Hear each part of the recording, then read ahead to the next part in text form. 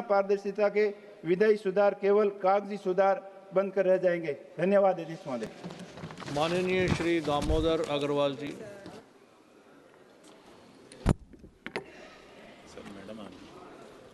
माननीय speaker sir, आपका धन्यवाद कि माननीय कानून और न्याय मंत्री श्रीमान मेघवाल साहब द्वारा प्रस्तुत विधेयक पर मुझे बोलने का आपने अवसर प्रदान किया।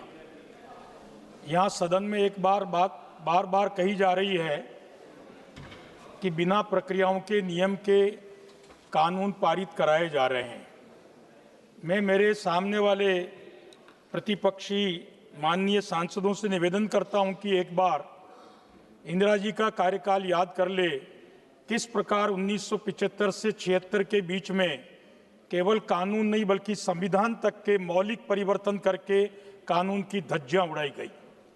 हमारी सरकार कानून की सरकार है, रूल ऑफ लॉ में विश्वास करती है और मैं सदन में प्रस्तुत रिपीलिंग एंड अमेंडिंग बिल 2025 का समर्थन करता हूं। भारत में माननीय श्री नरेंद्र मोदी जी की लोकप्रिय हितैषी गरीब हितैषी सरकार ने धारा 370, 35 से 3 तलाक, राम मंदिर जैसे ऐतिहासिक निर्णय किए हैं और इसी के साथ साथ जीएसटी रिफॉर्म यानी next generation GST income tax में उल्लेखनीय राहत प्रदान की है। एनएफएसए के तहत 81 करोड़ भारतीयों को मुफ्त राशन, 5 लाख तक का स्वास्थ्य बीमा, 12 करोड़ घरों में इज्जत घर, प्रधानमंत्री आवास, उज्ज्वला योजना जैसी लोक कल्याणकारी योजनाओं के बाद भी विश्व की चौथी बड़ी अर्थव्यवस्था बनने का गौरव इस सरकार ने हमें प्रदान किया है।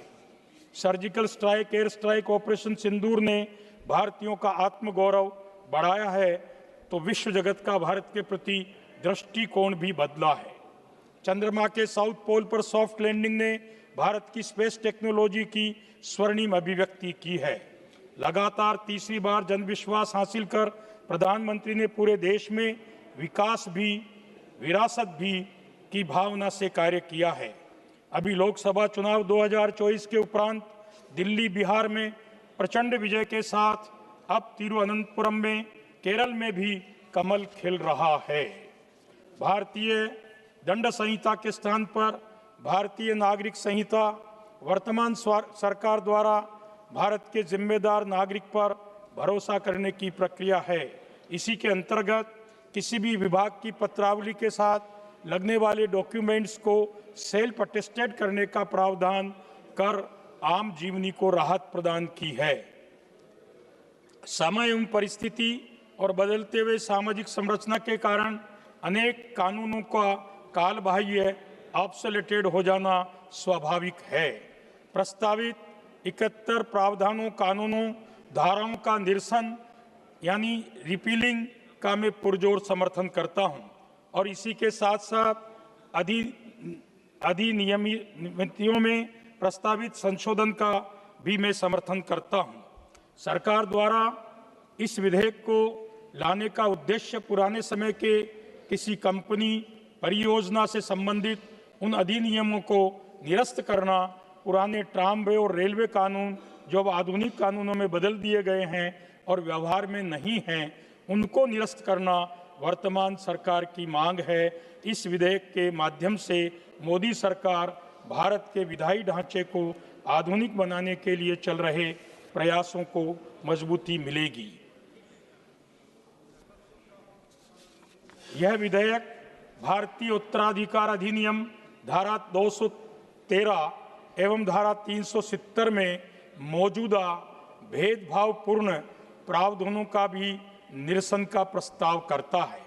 धारा 213 केवल हिंदू, बौद्ध, सिख, जैन, पारसी समुदायों के लिए प्रोबोट यानी न्यायालय की पुष्टि की अनिवार्यता बनाती है, जबकि अन्य समुदायों को इससे छूट देती है।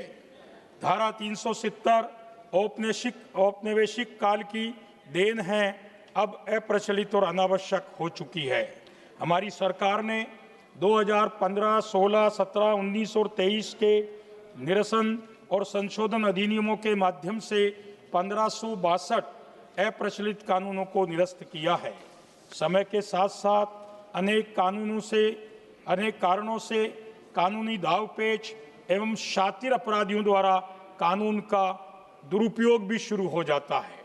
जैसे नेगोशिएबल इंस्ट्रूमेंट एक्ट का आज उपयोग से ज़्यादा दुरुपयोग हो रहा है।